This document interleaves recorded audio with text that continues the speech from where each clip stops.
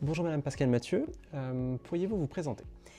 Bonjour, alors je suis Pascale Mathieu, kinésithérapeute en exercice dans le sud de la Gironde et je suis présidente du Conseil national de l'Ordre depuis 2014. Quelles sont les missions du Conseil de l'Ordre des masseurs kinésithérapeutes? Alors là vous ouvrez un large champ.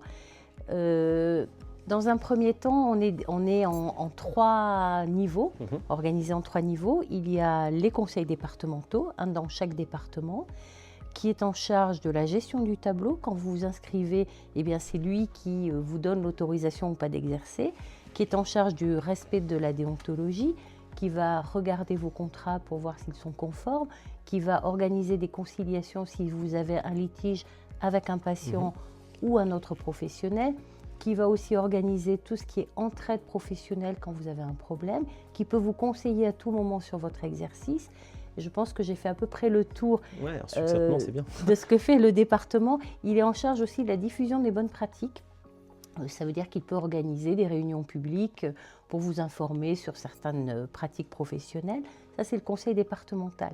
Après, vous avez le conseil régional qui va regarder si on vous refuse une inscription, par exemple, il va être la chambre d'appel de ce refus d'inscription. Il va aussi déclencher des mesures à la demande du conseil départemental d'insuffisance professionnelle si on pense qu'il y a des difficultés dans votre compétence. Il va également mettre en œuvre des expertises en cas d'état pathologique rendant dangereux l'exercice de la profession.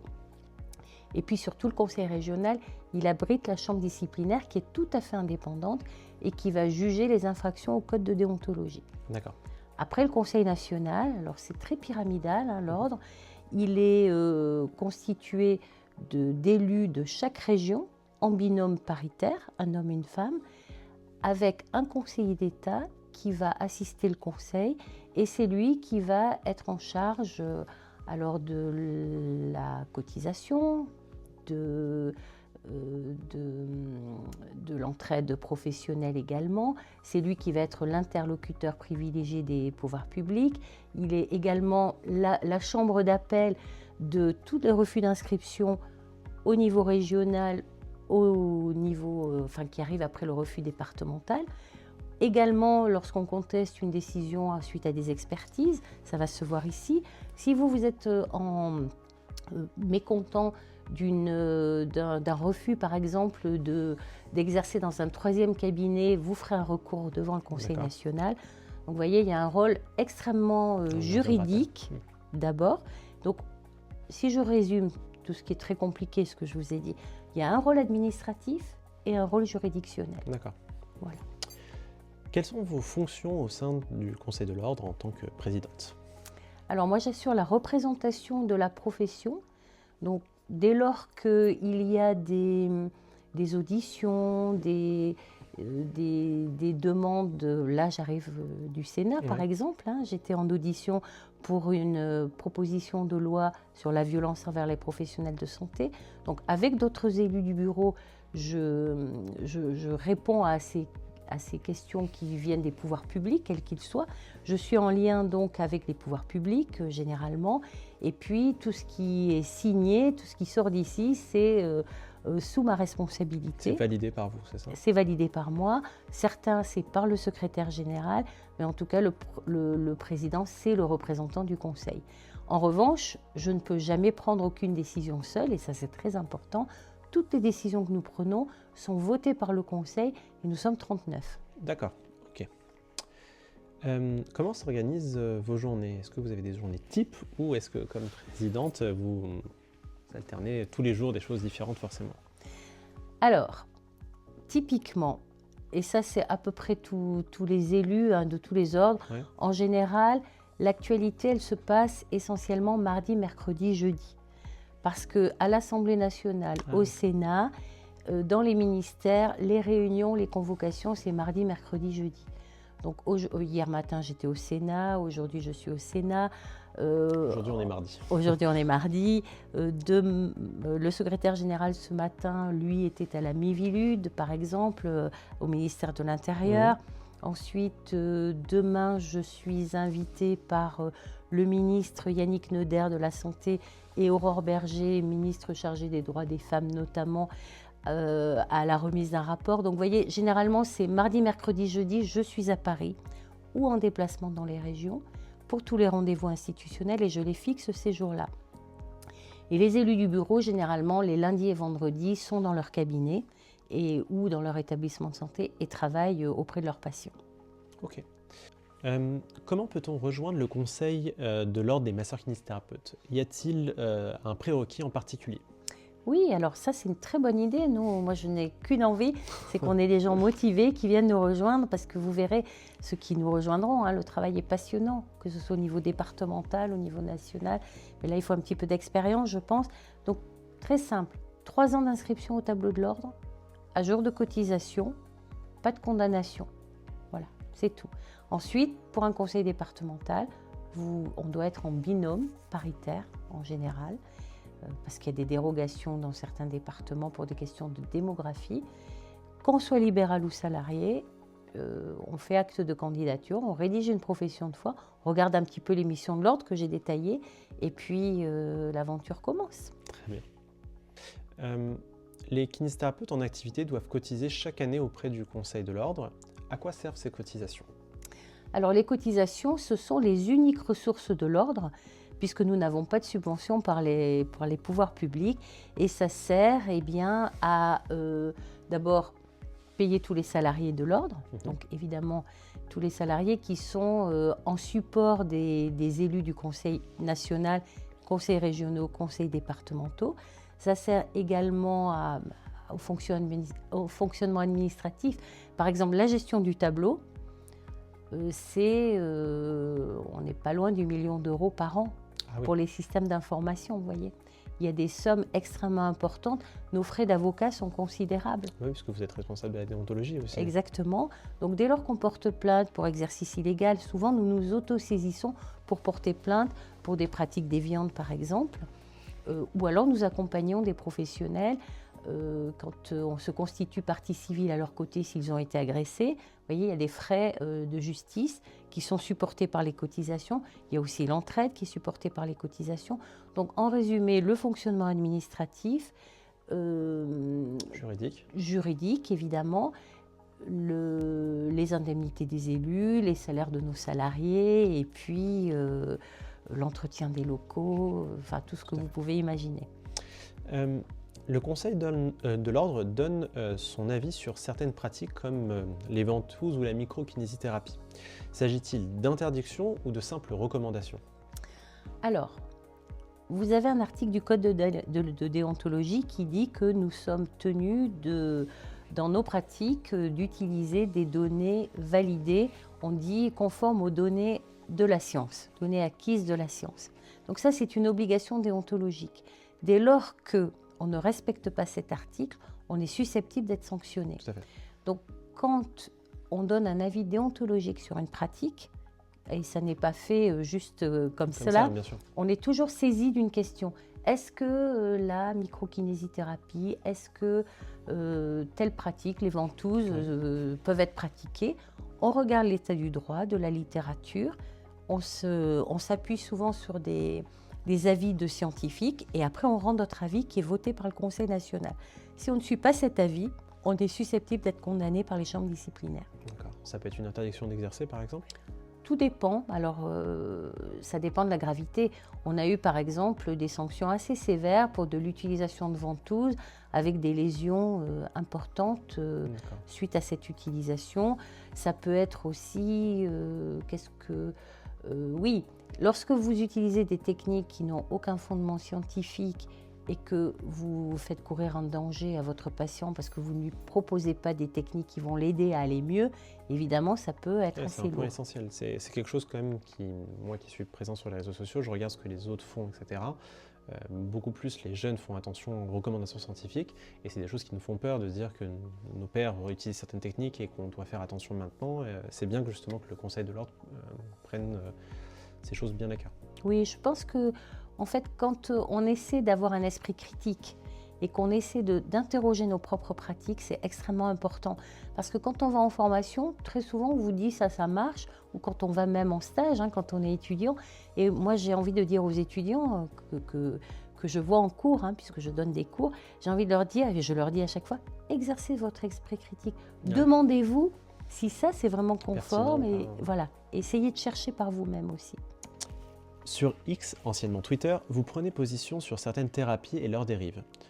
Quelle est votre vision ou celle du Conseil de l'Ordre à ce sujet?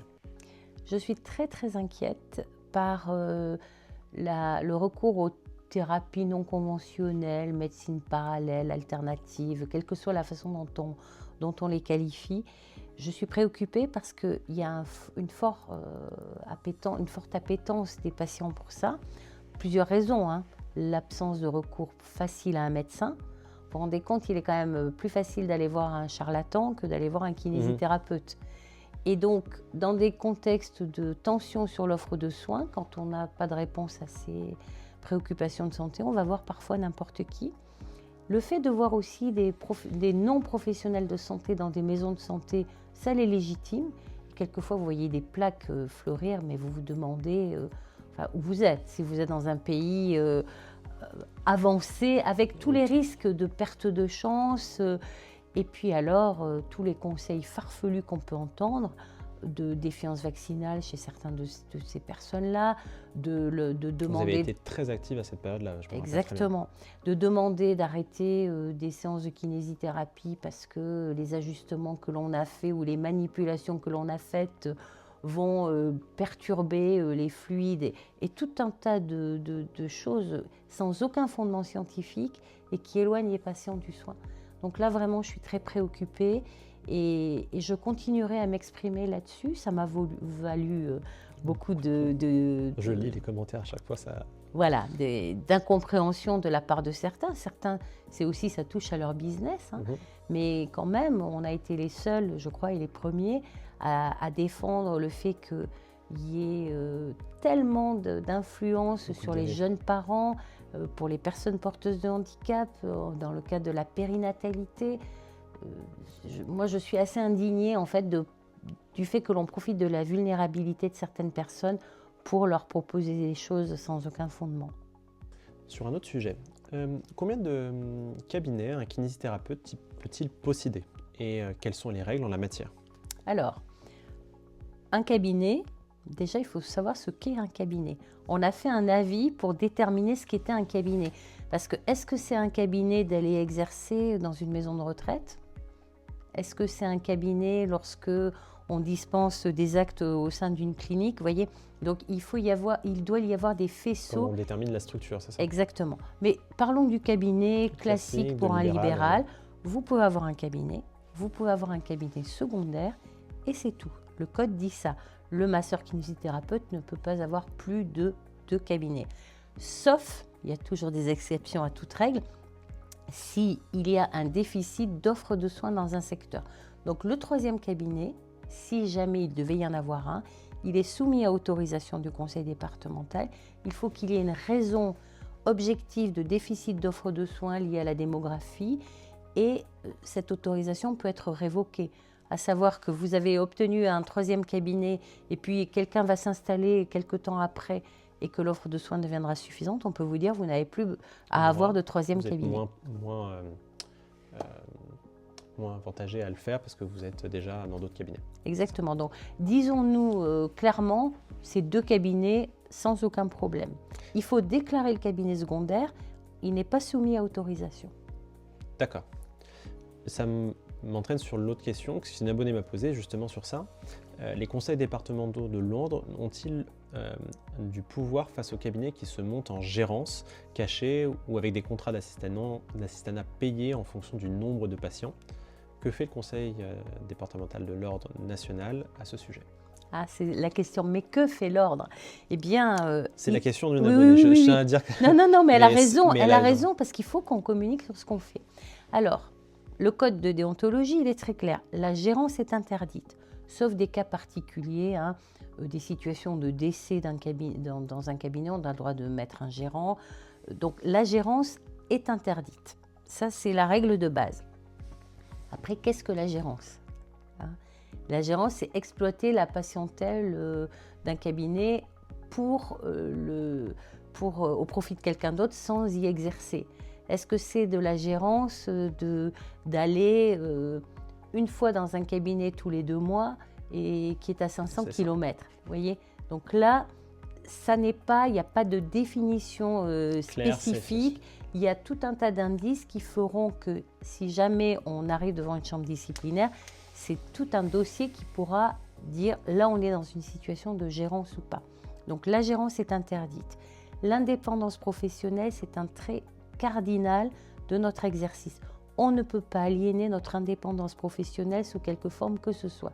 Ça veut dire que dans un contrat, le conseil départemental dira que ce n'est pas déontologique s'il y a une clause qui vous impose d'avoir par exemple X patients par jour ou de faire tant de bilans. Vous voyez, on ne peut rien vous imposer. Vous avez une indépendance professionnelle. Donc ce genre de contrat, il sera retoqué systématiquement par le conseil départemental. Et quelquefois, certains conseils départementaux qui ont des soupçons, entre guillemets, de gérance, vont investiguer, vont demander des documents peut-être et se renseigner. Et j'insiste encore sur cette question-là, mais je ne vais citer aucun cabinet, mais il y en a qui sont justement très connus et qui en ont beaucoup.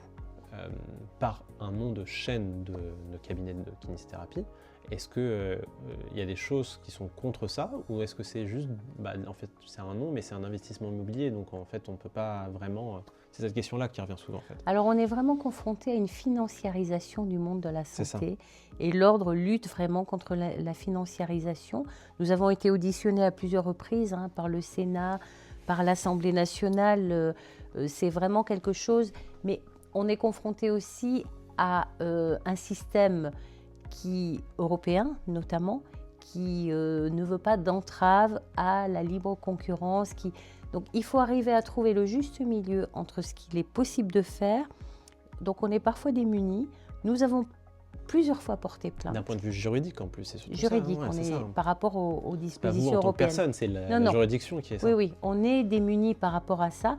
On a déposé des plaintes disciplinaires pour des situations de gérance.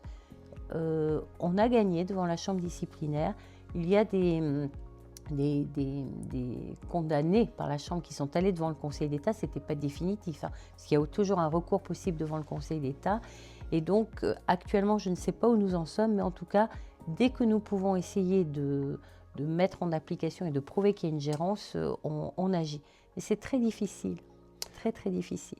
En cas de départ en retraite ou de décès d'un kinésithérapeute, que deviennent les dossiers de patients? Doit-il être transmis aux patients ou au conseil de l'ordre si aucun repreneur ne se manifeste? Alors, quand personne ne se manifeste pour reprendre un cabinet, c'est l'ordre qui est en charge de récupérer les dossiers et de les gérer pour que les patients, éventuellement, s'ils ont besoin, puissent avoir un suivi. En aucun cas, la famille du professionnel décédé ou qui arrête ne peut garder les dossiers. C'est le conseil départemental. On en a parlé tout à l'heure, mais je pense qu'on a déjà la réponse. Un kinésithérapeute, plutôt libéral du coup, peut-il cumuler plusieurs activités? Alors, vous pouvez avoir une deuxième activité après autorisation du conseil départemental, à condition que la deuxième activité ne nuise pas à l'image de la profession et ne soit pas en contradiction avec la déontologie. Est-ce qu'on pourrait imaginer, par exemple, être kinésithérapeute et avoir un bureau de tabac? Je ne sais pas, vous voyez, c'est ce genre de questions qu'on pourrait être en droit de se poser. Il ne faut pas que ça nuise à l'image. Dans tous les cas, il vaut mieux se rapprocher de toute façon du Conseil de l'Ordre pour poser la question. C'est une obligation si vous voulez faire état en plus de votre titre de kinésithérapeute. La publicité, maintenant, dans le domaine médical est interdite, mais de plus en plus de kinésithérapeutes partagent du contenu sur les réseaux sociaux, comme moi, les exercices ou des interviews ou des conseils. Quelles sont les restrictions en la matière? Faut-il prévenir le Conseil de l'Ordre lorsqu'on produit du contenu? Alors, je vais être obligée de vous contredire, je suis désolée. Oui, la publicité n'est pas interdite, elle est autorisée. Ça a changé depuis quelques années déjà et on a adapté nos codes de déontologie, tous les ordres en fait. On est parti d'une interdiction totale à une autorisation avec restriction. Donc, vous avez le droit de faire de la publicité, mais vous n'avez pas le droit de faire de publicité comparative en disant « je suis meilleur que le kinésithérapeute qui est là-bas ». Vous n'avez pas le droit de faire état de données non éprouvées. Par exemple, si vous expliquez que dans votre cabinet, vous allez prendre en charge tel type de patient, que vous pratiquez telle rééducation, que vous avez tel matériel, vous avez le droit de donner des éléments factuels. Vous n'avez pas besoin de demander l'autorisation du conseil, mais c'est un contrôle a posteriori qui est possible.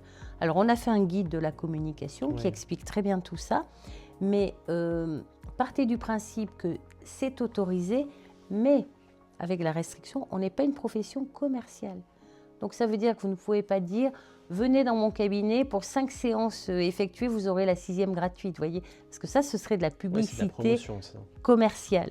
Donc voilà, vous pouvez faire de la promotion de votre activité à condition de rester dans des lignes factuelles, de ne pas essayer d'avoir de référencement supérieur aux autres, de ne pas faire de comparaison. D'accord. Et si vous avez un doute, puisque vous pouvez avoir un site internet, si vous avez un doute, interrogez votre conseil départemental, il vous guidera pour la bonne application du code. Et je le précise parce que si j'étais sur la page internet du Conseil de l'Ordre et il y a beaucoup de choses qui sont déjà expliquées dedans. En fait, on n'est pratiquement pas forcément très mis au courant de ça, mais il y a énormément de points qui sont bien détaillés dans chaque truc et très synthétiques. Oui, ben merci. Un cabinet ou une structure de kinésithérapie peut-il posséder une page Instagram ou d'autres réseaux sociaux? Mais bien sûr, évidemment. Okay. Mais alors là, en faisant attention, vous voyez, je crois qu'il y a quand même ce qu'on peut appeler... pas la dignité professionnelle, mais on peut se poser la question sur la tenue, sur le langage. Alors je sais qu'il y a des codes qui sont vraiment propres aux réseaux sociaux et qui plaisent. Mais bon, je pense qu'il y a quand même une certaine tenue pour respecter justement la profession et ne pas être comme certains influenceurs qui peuvent nuire à son image en tout cas. Donc il faut faire très attention à l'image qu'on renvoie, à mon avis. Qu'est-ce que le consentement libre et éclairé? Doit-il être formalisé par écrit ou l'oral suffit? Alors, le consentement, c'est consentement, c'est la suite de l'information. Un consentement libre et éclairé, il peut vous être octroyé que si vous avez délivré une information claire, loyale et appropriée. Une information claire, loyale et appropriée, c'est que vous expliquez ce que vous allez faire, vous expliquez pourquoi, comment, et le consentement, il peut être retiré à tout moment. Donc cette information, ça se passe lors du bilan, une fois qu'on a expliqué, qu'on a vu un petit peu quels étaient les objectifs de soins, on explique à son patient, on lui dit vous êtes d'accord. Il est d'accord, tant mieux. Vous n'allez pas lui faire signer un papier. Je trouve que ça n'a pas forcément de sens. Bien sûr. Et d'ailleurs, la Haute Autorité de Santé avait fait des recommandations sur la délivrance de l'information et elle considérait, quand elle avait sorti ce texte en 2014, que ce n'était pas de nature à favoriser l'adhésion du patient. Ah oui. Donc, se mettre des protections à chaque chose, etc. Et le fait de faire signer un papier ne veut pas dire que la personne a compris ce qu'on lui fait signer. Donc il faut vraiment avoir cette idée en tête, mais pour autant, ça veut dire qu'un jour, votre patient vous dit oui, d'accord, et la fois d'après, il vous dit non, là, ça n'a pas été avec cet exercice, je ne souhaite pas le refaire. Il faut envisager avec lui ce qui s'est passé, pourquoi ça ne va pas. Mais un patient qui va vous dire, moi, les exercices, je n'en veux pas, je veux du massage et seulement du massage. Là, il faut vraiment rentrer dans un dialogue. Vous n'êtes pas pour autant tenu de faire ce que votre patient exige si vous estimez que ce n'est pas la bonne thérapeutique que vous allez lui dispenser. Merci. Les kinésithérapeutes sont parfois confrontés à des patients en situation de vulnérabilité, détresse psychologique, pensée suicidaire, environnement dangereux. Quelle est leur responsabilité dans ces cas? Alors, je ne suis pas sûre d'avoir compris la question. Je vais répéter. La responsabilité du kinésithérapeute. Du kinésithérapeute en face à un patient qui serait en détresse. Il peut avoir une violence dans son entourage, il nous raconte des choses. Est-ce qu'on doit le signaler? Est-ce qu'il y a des choses à faire en particulier là-dessus? Est-ce qu'on a des responsabilités par ça? Nous, on n'a pas de serment d'Hippocrate en kinésithérapie, mais on respecte un code de déontologie. Comment ça se passe pour nous dans des cas comme ça? Alors, le serment d'Hippocrate, je ne vais pas dire que c'est du folklore, mais un petit peu. Ce qui compte, en effet, vous l'avez souligné, c'est le code de déontologie et on a à peu près tous le même. les professionnels de santé. santé en tout cas. Il y a le secret professionnel qui est vraiment le gage de la confiance.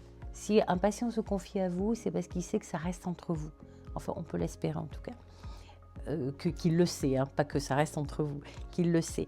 En revanche, il y a des dérogations au secret professionnel. Les dérogations, c'est lorsque vous constatez des sévices ou une mise en danger d'un patient vulnérable. Quand je dis vulnérable, c'est un mineur ou une personne sous tutelle ou curatelle. Là, vous n'êtes pas tenu de... Enfin, vous êtes tenu de révéler, Ouais, c'est plutôt ça, hein, vous êtes tenu de dénoncer les sévices ou les mauvais traitements. Et d'ailleurs, il y a des modalités de signalement de ce genre de choses. On a tout mis sur le site, on a vraiment encadré tout cela. Pour les violences conjugales, la loi a évolué également. Quand on sait qu'une femme est sous emprise et qu'elle est en danger, on peut, même si elle n'est pas consentante, signaler, immédiatement saisir la justice et signaler les violences qu'elle subit. Je pense que quand elle n'est pas consentante, il faut quand même être très prudent, hein, on est dans le dialogue. Ça, En revanche, quelqu'un qui vous dit « je vous dis ça, mais je refuse que vous en parliez », vous ne pouvez rien faire. Quel que soit notre ressentiment. voilà, et quels que soient les faits. Alors, pour les violences spécifiques faites aux femmes, nous avons signé des protocoles avec la MIPROF, hein, qui est une mission interministérielle de lutte contre les violences faites aux femmes et puis la traite contre les êtres humains. On a établi des certificats types de signalement, des certificats aussi de constatation de violence. Tout ça aussi est sur notre site. J'essaierai de remettre des liens quand je peux dans la vidéo. D'accord. Un kinésithérapeute peut-il refuser de prendre en charge un patient? Et si oui, dans quel cas? Alors, le code de déontologie est très clair. Il dit que nous pouvons refuser de prendre un patient pour des questions personnelles ou professionnelles. Mais il faut faire attention, il ne faut pas que ce soit discriminatoire. Personnel, si votre planning est plein, que vous travaillez de 8h à 20h et que vous êtes fatigué, on ne peut pas vous reprocher de prendre un patient en plus. De ne pas prendre un patient en plus. De ne pas prendre un patient en plus. Alors, je reformule. On est d'accord. Si vous avez un planning complet, que vous n'avez pas de place, que vous êtes très fatigué, à la limite du burn-out, et que quelqu'un vous dit c'est urgent, et c'est la réalité de beaucoup de kinésithérapeutes, vous êtes en droit de refuser pour des questions personnelles. Pour les questions professionnelles, qu'est-ce que c'est? On vient vous voir en vous disant il me faut de la rééducation cardiovasculaire après voilà. Eh bien, vous considérez que vous n'avez pas refait de formation là-dessus parce que vous ne pratiquez pas cette rééducation et que vous ne vous sentez pas assez formé, alors là, évidemment, vous êtes même tenu de refuser. Le code de déontologie l'impose aussi. Moi, ça m'arrive souvent, on m'appelle, est-ce que vous faites de la rééducation du périnée? Je lui dis non. Exactement. Je l'oriente directement, voilà. Même pour le respect pour la patiente. Exactement, donc là, c'est une raison professionnelle. Je ne me sens pas formée ou apte. Et est-ce que on fait des séances avec un patient? Est-ce qu'on peut le refuser après avoir commencé des soins avec lui? Alors là, c'est encore autre chose, parce que là, il y a la question de la continuité des soins. Donc, de dire il faut proposer d'autres kinésithérapeutes, ce n'est pas du tout le cas, rien n'est formalisé. C'est un mythe, ça. C'est un mythe. Vous êtes tenu, le code de déontologie dit que la continuité des soins doit être assurée, et vous êtes tenu de transmettre les informations au kinésithérapeute choisi par le patient lorsqu'il vous donne l'information. Donc, c'est votre devoir. En revanche, il faut bien lire l'article du code de déontologie qui dit que le masseur kinésithérapeute, sans manquer à ses devoirs d'humanité, peut cesser les soins en gros. Donc si vous avez le cas d'un patient handicapé avec un handicap lourd qui nécessite de la kinésithérapie et qu'au bout d'un moment, vous êtes en situation d'épuisement et vous lui dites « j'arrête », si ça le met en danger et qu'il n'a personne d'autre, là vous pouvez avoir votre responsabilité engagée. Vous voyez, parce qu'on parle de danger ou devoir d'humanité, ce sont les deux volets. En revanche, quelqu'un qui ne vient pas à ses rendez-vous, qui est désobligeant, qui vous insulte même, qui est violent, et on parlera certainement des violences, et que vous lui disiez « je ne veux plus vous voir » ou qui ne respecte pas vos préconisations, vous êtes en droit de mettre fin, mais évidemment, il faut regarder tous les aspects sociaux et autres. L'accès direct est testé dans certains pays et dans certains territoires en France. Quels sont les retours et les perspectives pour une généralisation? L'accès direct, gros sujet.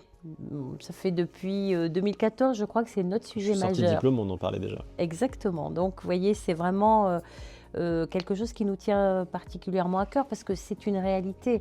Quelle est la réalité? 106 000 kinésithérapeutes, pas trop mal répartis sur le territoire, bien formés. Plus d'un tiers des patients qu'ils reçoivent sont porteurs d'une affection de longue durée pour laquelle il y a un diagnostic, affection de longue durée qui nécessite de la kinésithérapie. Ce qu'on nomme ALD, c'est ça? Voilà. Quel est le sens de demander une ordonnance à chaque fois? Bon.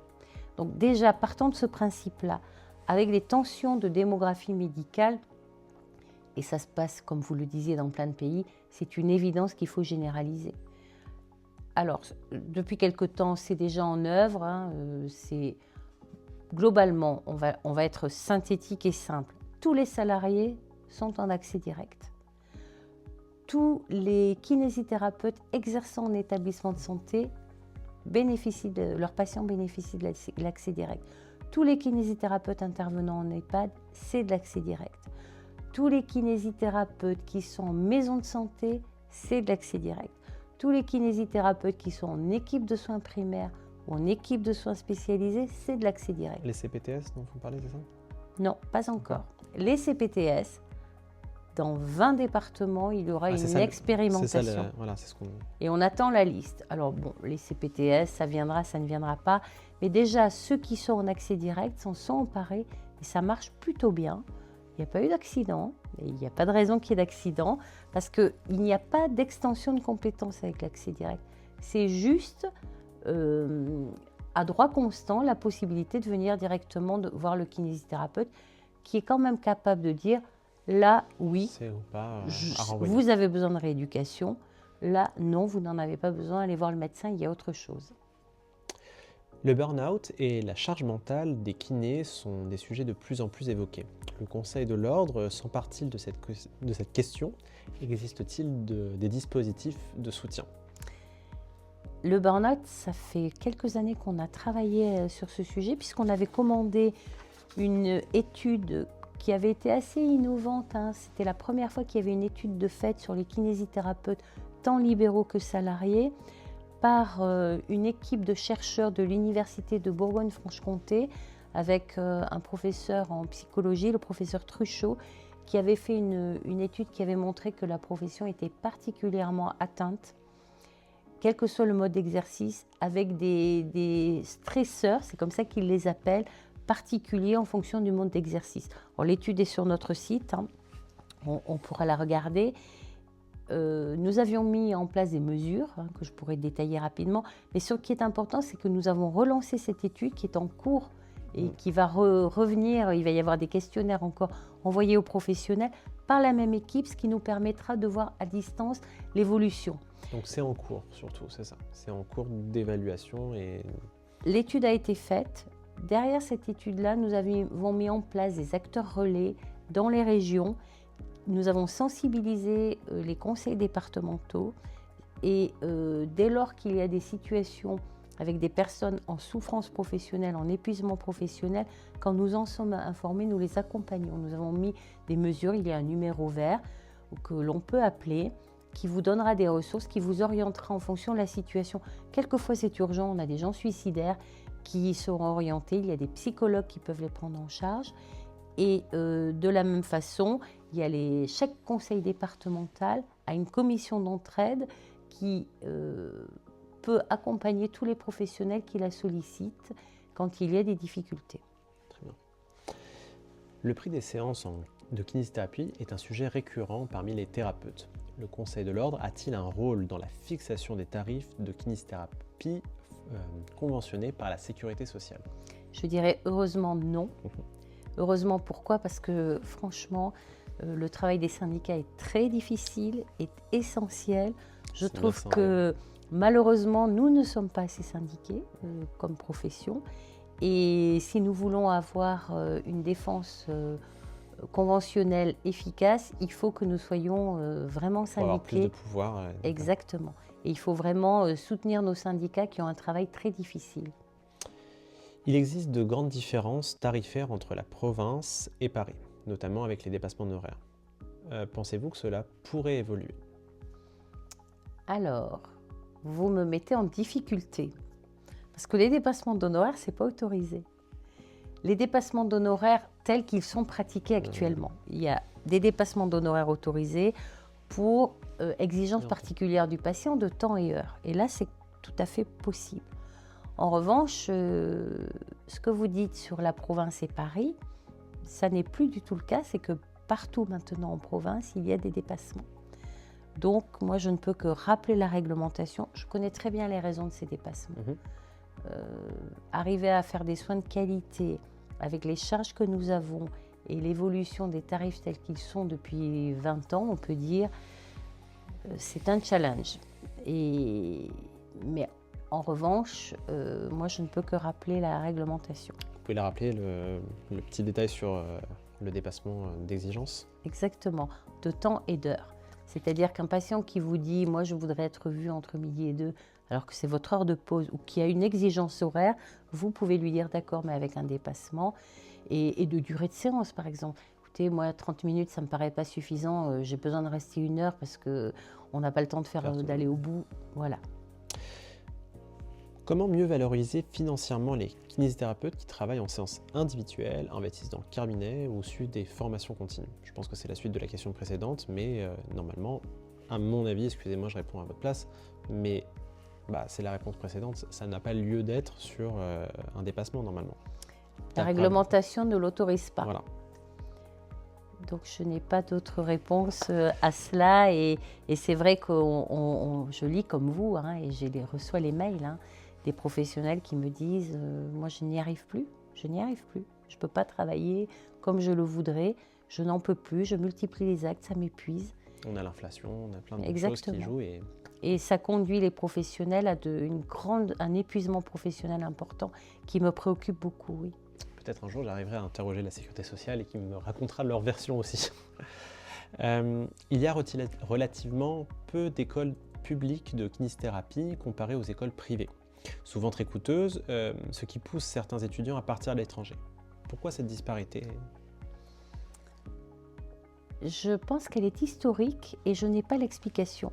Il y a, je rappelle, des écoles privées à but lucratif à Paris, des écoles privées à but non lucratif, très chères pour certaines, et des écoles publiques à tarif universitaire. D'ailleurs, c'est grâce aux étudiants, c'est la FNEC qui a fait un recours pour faire appliquer la loi et que ce soit à tarif universitaire.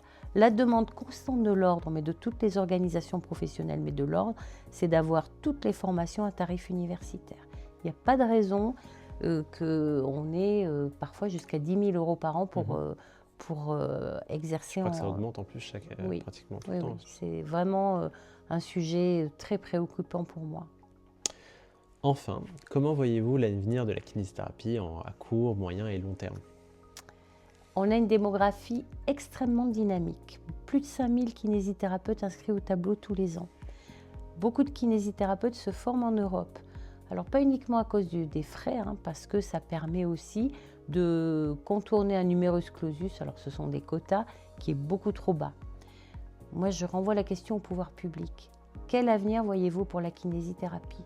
Est-ce que vous allez continuer à la laisser se paupériser comme cela et finalement à ne pas la considérer comme elle devrait être? Ou est-ce que vous allez vous appuyer sur une profession dynamique, jeune, paritaire, volontaire, qui aime ce qu'elle fait et qui... C'est une des professions médicales les plus appréciées quand on la pratique. Exactement.